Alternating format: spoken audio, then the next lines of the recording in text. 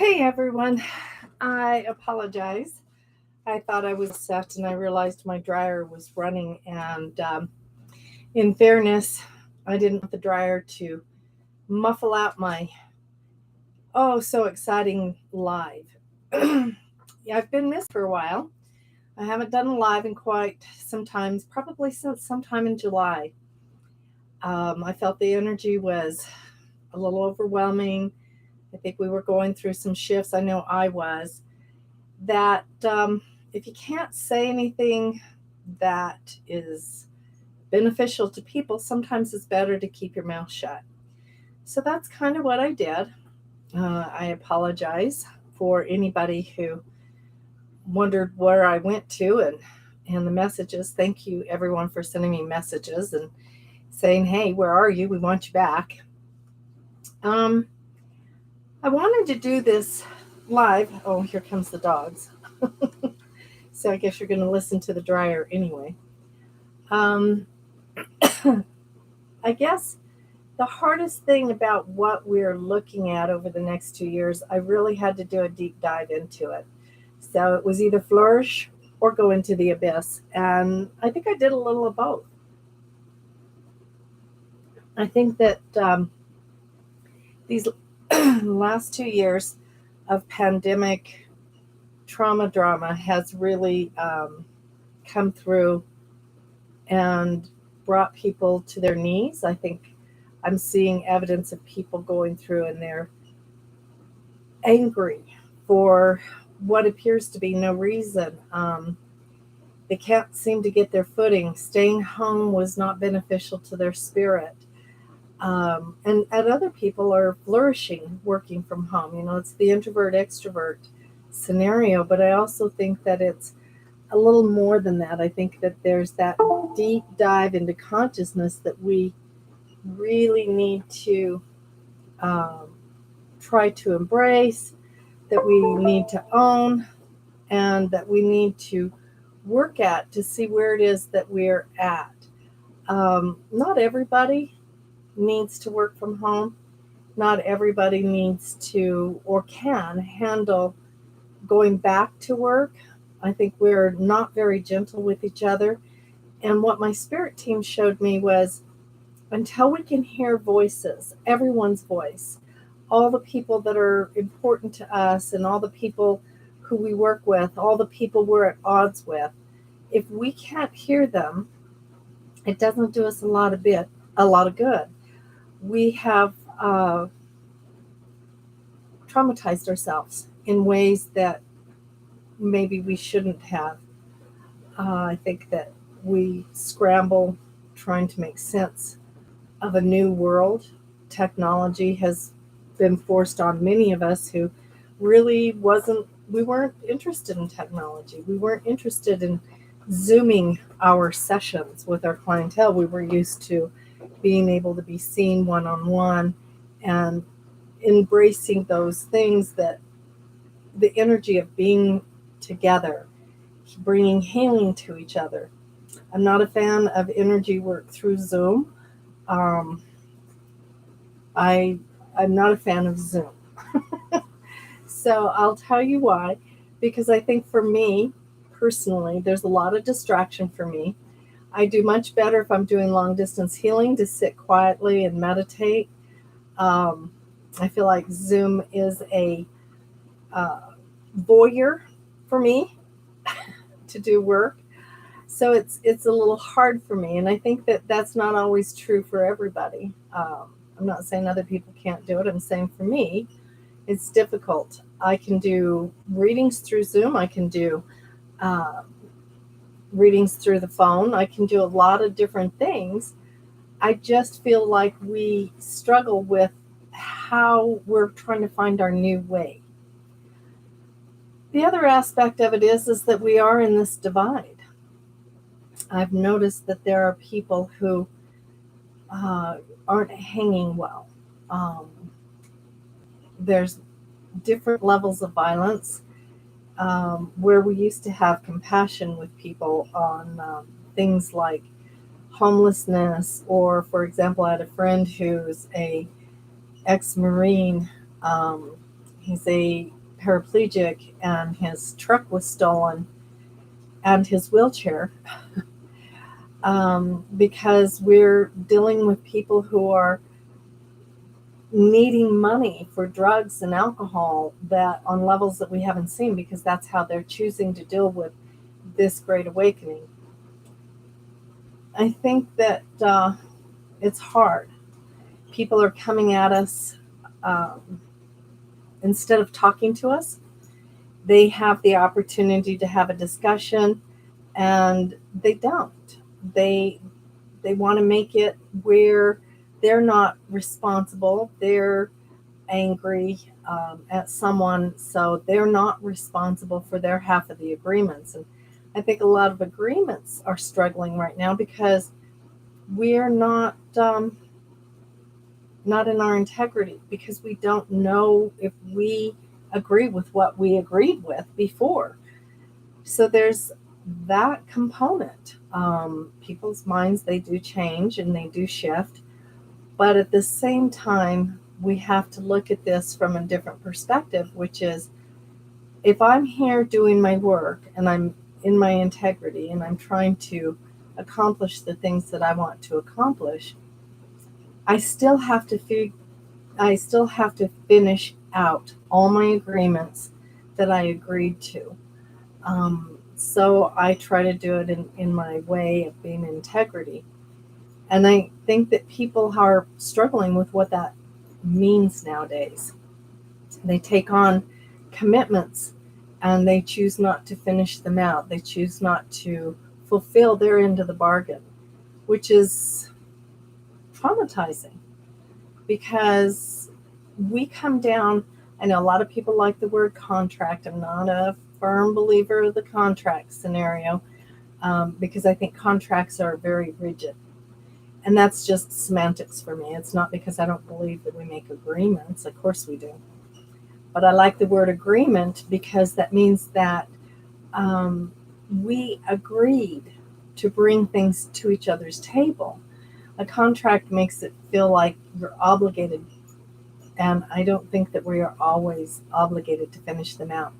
Sometimes when two people meet, they have that agreement that they're going to bring certain information to each other's table, and one person grows past that, and one person grows a different way past that, and they're no longer in alignment with that agreement. So with that being said, I think it becomes a moot point to have that contract, because to break a contract is a lot more difficult. And I think if we're breaking our agreement, we can do that simply by saying, I see you, I love you, and I honor you. I no longer have to learn this from you. I thank you for all your valiant work and your commitment to me and helping me grow spiritually, and I bless you for that. But we can end our agreement, whereas the contract feels like it's much more rigid, like there's got to be a clash of the titans so that you can break the contract. And I don't know that that's always the truth. I don't know that that's always fair. I don't think things have to end on sour grapes. Sometimes people don't grow. Sometimes people are not as committed to that spiritual growth as you are. They think they are, but when they realize growing spiritually entails a lot of work, it's like you can't take a class and all of a sudden think that you're a master at it. Training in metaphysics and in the gifts of spirit is a lifetime endeavor. None of us are true masters. I know that that's a really great word for us to use, because if somebody's a master, they must know everything. And I think they know a lot. I just don't think they know everything for me. So going through this on a different level, we have our ways of making our commitments a little bit more gentle. We don't just walk out and say, I can't do this anymore, throw up our hands and run away. Nor do we just sit passively by and say, oh, well, that's a lot of work to do. I know I promised to do this, but I really just don't feel like doing that today or tomorrow or a month from now. I'm back in the day when I had a massage practice. I had um, 5 people that we all shared office space with. And I would get there bright and early on Monday morning and I would sweep the porch. And I remember the dentist's office, one of the women from there says, "Why do you always sweep?" No, it's never always that dirty. Yes, you do have mine kind of did the circle where the blow in comes in, and I always had leaves. She says, "But you clean even if there isn't anything." And I said, "Well, it's my way of saying I'm here, I'm ready to work, I'm open for business, clearing the path for my clients to come in." And it worked really well for me. I had a partner who she didn't do that. Um, she worked in the evening, so everything else was already more or less cleaned and done. Um, so, but she always showed up late for her clients. I was always at least 15 minutes early for every client because people get there early. Sometimes they get there early. You can start early, and that leaves you a little bit more time. They may actually need a little extra work, and you've allotted that extra few minutes that they get a little bit of extra work, and they're thankful for it because they come in with a torticollis or they come in with something going on with their psoas, and that's pretty intense work, and it's not something you really want to rush. It's the same with doing our spiritual work. We don't want to rush it. We want to be there. We want to be present. We want to be accountable for what we're doing. And we want to do this in a way that says, hey, we're here. We can be a part of. We can, you see Max's little head. See, he's up here pestering me today. He's not feeling too good. Barfed all over my clean sheets. So he's kind of a lapdog today. I apologize. Anyway, the fact of the matter is that we go through this and we have opinions, and oftentimes we have conflicting opinions with other people.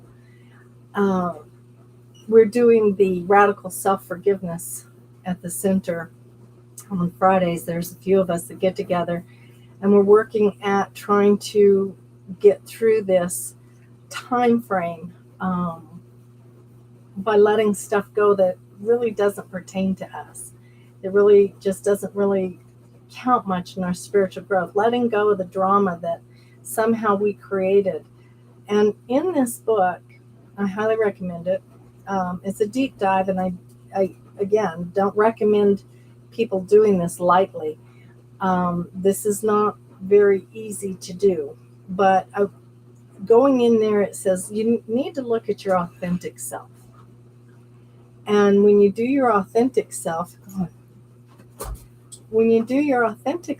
this is who you are. This is who makes you you. And it's really hard for you to see that person with the good, the bad, and the ugly, because nobody likes to go, "Oh yeah, I'm grouchy in the mornings for absolutely no reason," and the whole household suffers for it.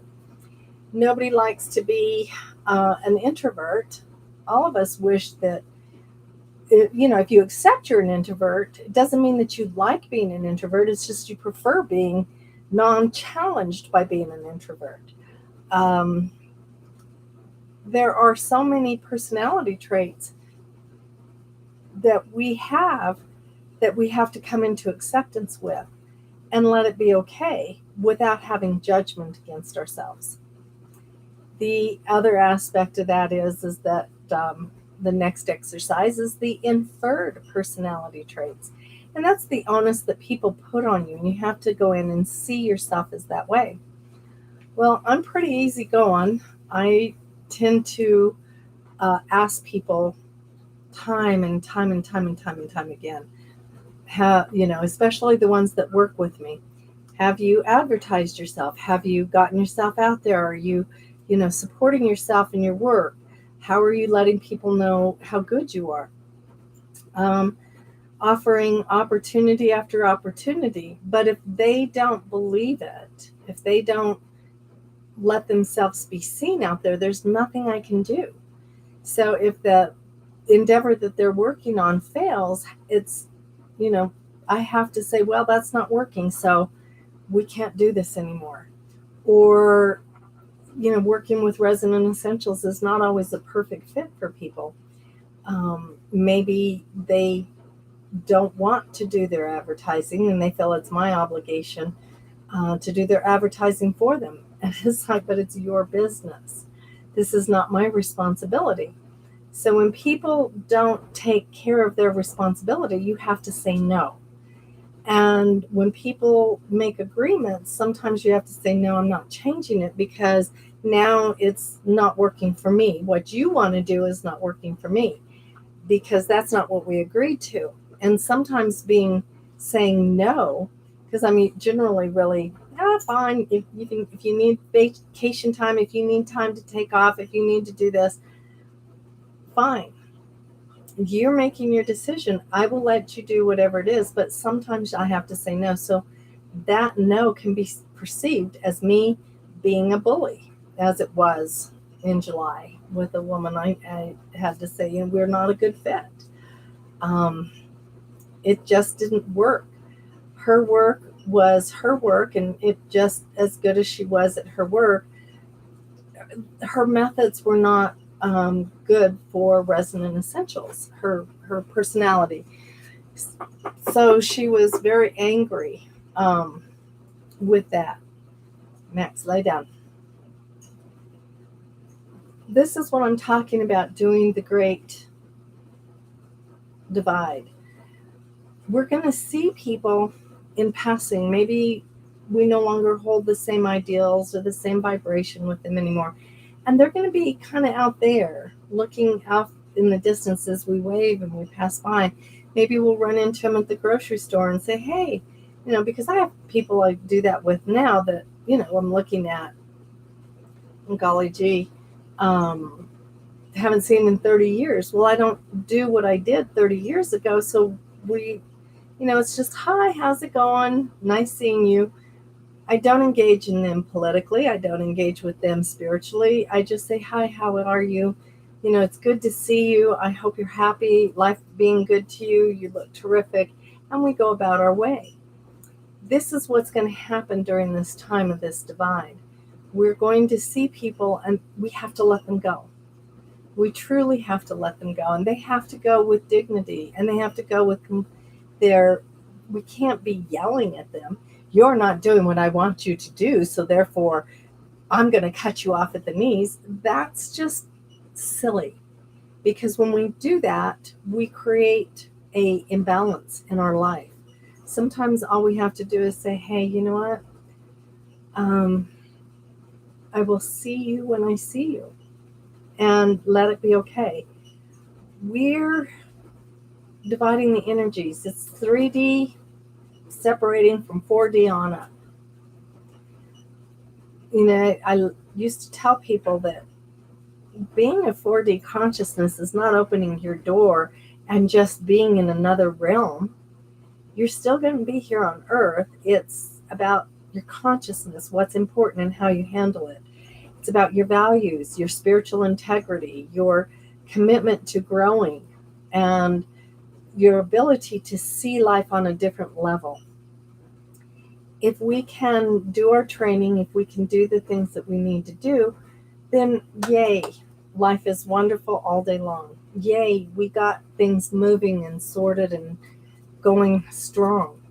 If we're not offering the best that we are, then, we might get, angry. I've got a friend who literally watches the news 24/7.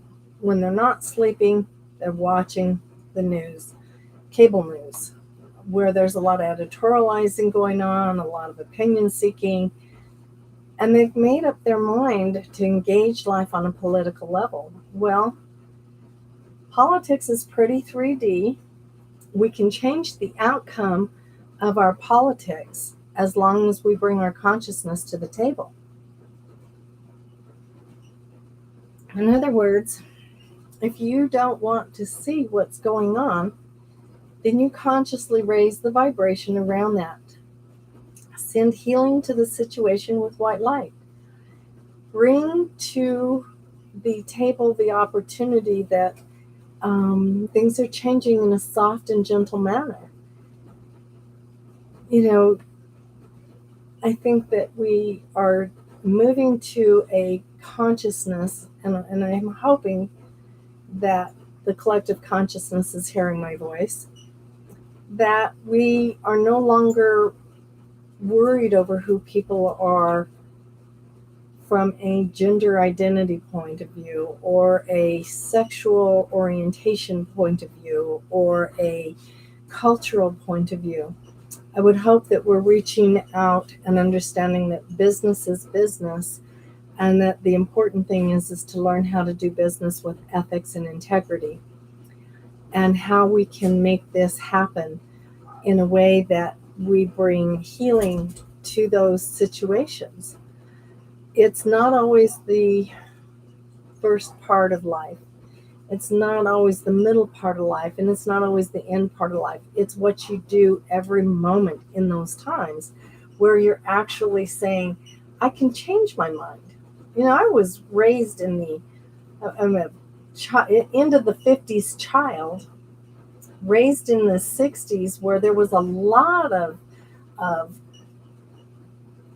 soul searching and civil rights movement and LGBTQ rights and women burning bras and Roe v. Wade. And I continued to get involved in different levels when I'm in the 70s. I felt like freedom should be everyone's. I did not get along with the patriarchal dogma of religion, and it fit real well with things. I tell people this, they laugh. I didn't do well in my marriage because I was supposed to sit down and shut up. And my spirit didn't sit down and shut up very well. So I broke that agreement and I went on my way. I have nothing but good to say about my ex, except, I do realize that he and our daughter, she incarnated obviously to be more with me than with him. But I think that he could have played a different role in her life. But, my son had the same relationship with his dad. With that being said, it was more like his dad was supposed to do what he did so that it would trigger certain lessons for my son. And even though I didn't like it while it was going on, I was watching my son stand by the screen door, crying tears. He was 3-4 years old, waiting for daddy to come. And his dad made it very clear Lance had to have on a white collared shirt, long sleeves, even if it was sweltering heat.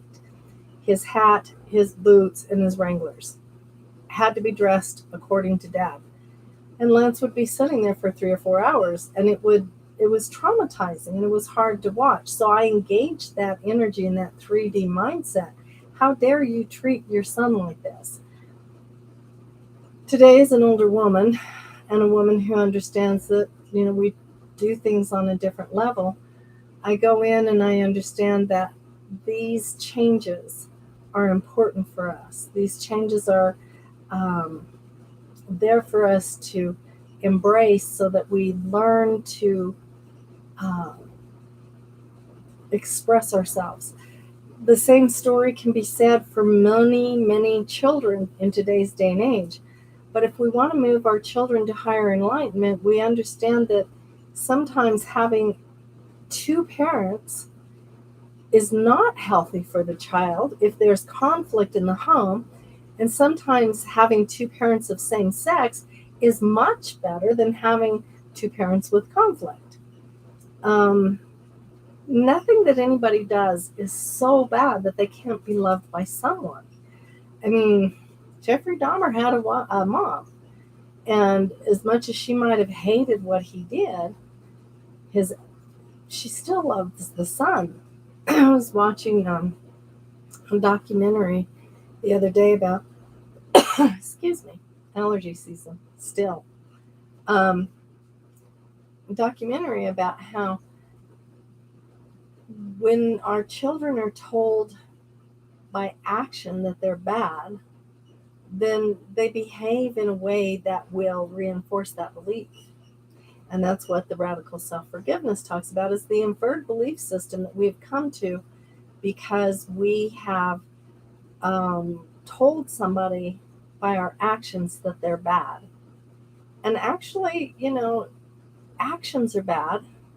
Nobody grows up. They're not 3 years old going, I'm going to grow up to be a serial killer. I want to kill people.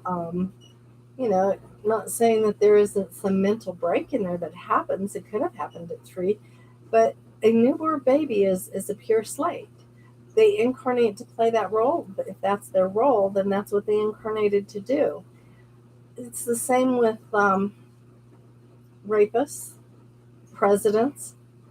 That's the role they've chosen to play. And we have to choose to move to higher consciousness around that. Here in Albuquerque, it still bothers me to this day, and it was very hard for me to get my head wrapped around. A woman who found men to sleep with her young daughter, and the young girl was murdered by one of these men and chopped into little pieces with the cousin alongside him, and just horrific. Absolutely beyond comprehension for me. So when I go through and I do this and I think about these things, I have to wonder, how do we hold that light? She's in spirit. She's held to light. She's healed. She's walking around, and she has brought awareness to our legal system about how we treat children when they are turned in, when the family is turned in for child abuse. They've got a whole new protocol. This, I can't help but think, did she choose to do this to help other people, to help other children get out of abuse so that we would rise in consciousness? I don't know the answer to that. I do know that when the indigenous people were being found, the children, it horrified me because I've had quite a few lifetimes as an indigenous person. And when I meditated on this, it was my spirit guide that came to me, and he said, until all the voices are heard. And I was like, all the voices? Oh my gosh, there's more. There's more. And they're being found in Europe. There's more and there's more.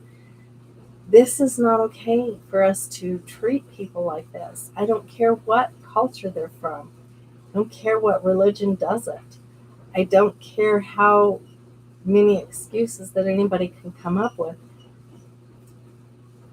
Attacking, raping, murdering children is not okay. And those children died. They had that life experience. God, I hope they didn't do it more than once, because it's not something I would like to see as a spiritual growth pattern. But they did this so that we would now be able to acknowledge there are people walking around. They could be your neighbors, they could be law enforcement, they could be anybody. They could be in government, they could be in schools. We've already shown they're in churches. How many times does those children have to suffer and be treated foully before we get the idea that maybe not all people are safe just because they wear a tie, or because they carry a briefcase, or because they have a lot of money? We are our own precious commodity. We are the ones that we are here working toward higher enlightenment. And so our goal should be to bring forth higher enlightenment for everyone, not just me working on my own to bring enlightenment for myself, but me working to bring enlightenment to other people. we should be setting examples. We need to come into this world and say, sex is not as important as the concept of how I treat people. Money is not the be all end all to make me a good person. Um, Money doesn't make me safe. What makes me safe is my integrity, my spiritual connection, my commitment to higher consciousness. Those are the things that we need to bring forth. Um, Attacking each other verbally, physically, that that tells me it's 3D person doing that. It also tells me when somebody is blaming, wearing the victim mantle, because we all play all three parts. We're the savior, the perpetrator, or the victim. We can play any of those three parts at any given time with anyone. Hopefully, we choose to step out of that game and not play that game and not be the perpetrator on somebody. But let's just say you're standing in your integrity and somebody says, "You've bullied me. You've been mean to me. You're not doing what I think you should be doing." They've made you a perpetrator. Doesn't mean that you have to own that persona. Um, Nor do you have to be the victim to their being yelling at you, saying that you've been their bully. You've made them fail. You've made them mean. You've made them hungry. We have to own our own self and our own accountability. And when we don't, then people don't want us to work with them anymore. I mean, how many times do you want to work with somebody who rants and raves and screams and throws fits? I did my share. I was going through a really rough time. It was right around the time of my son's passing. I think it was August of last year. I was going through Rolfing, and all these emotions were coming up. And I just broke down. I was at the center. Dryer's off. Um, I just broke down on every level, and I was struggling so desperately, and I just ranted and raved, and I realized, wow, I released all this anger and pain that was inside me. So I took flowers to the two women that had to listen to my angry, and I apologized. I said, I can't take it back. I can't make it better, but I am very sorry for my behavior yesterday. And sorries go a long way. Whether somebody accepts it or not, that's their choice. But saying it helps me understand that it wasn't in the traditional sense of sorry. This wasn't something that I was asking their forgiveness. I was truly sorry, and I needed to be accountable for my behavior. I can't be accountable for how somebody receives it, but I can be accountable for what I did. So we have to learn how to raise that level, that bar to that level, that we're accountable. Um, Sometimes there's no going back. Sometimes there's no do-overs. So you just try to do better the next time. I was talking to a friend of mine, the same gentleman who had his truck stolen. And I said, he says, well, he keeps saying, it's my fault. It's my fault. It's my fault. I left the keys in the car and the gate wasn't shut. Well, the truck wasn't running, so he didn't think anybody was going to get it out of there. It still needed some work done. He had left the keys on the seat, and unfortunately, the registration with it. And his gate couldn't close because with his disability, he couldn't get the weeds under the fence, so he couldn't get the gates closed and locked, and he was relying on somebody to come help him do that. So the problem was that the person who had done this, he's being accountable for this guy, almost saying like it's my fault that he took the car. No. You can be accountable for leaving the keys visible. He needed to be accountable for picking them up and taking off with the vehicle. We can't beat ourselves up constantly with the way of doing things. We have to stop, look, and listen. And we have to, at that point, understand that life is good. Life will be changing. As long as we're accountable and we work at what we're supposed to be doing, then good things will come. It won't be hard these next 2 years, because this next 2 years is really going to, what do they say, separate the wheat and the chaff. It's the way it has to be done. You thresh the wheat and you have to separate it. We have to be owning it. So I am going to ask you, how do you want to present the next 2 years to yourself? Do you want to grow? Do you want to be that person who owns their side of the street and grows spiritually and is integrity? Or do you want to be the person who's on the other side, whining and complaining and talking bad about the persons or persons that didn't do what you felt they should do, and blah, blah, blah? We all have to own whatever it is that we can accomplish to the best of our ability. But if you want to be that person that wants to lay blame on everybody else, then you're going to be the victim and the perpetrator. And God knows if you're going to be able to be your own savior, because that's what it's going to take in the next 2 years. You will have to be your own savior. You're going to have to own your accountability, and you're going to have to make decisions on changing to the best of your ability. So with that being said, my heart to all of yours. I hope you have an absolutely marvelous week. Love to all of you. And I will see you again next week. Bye now.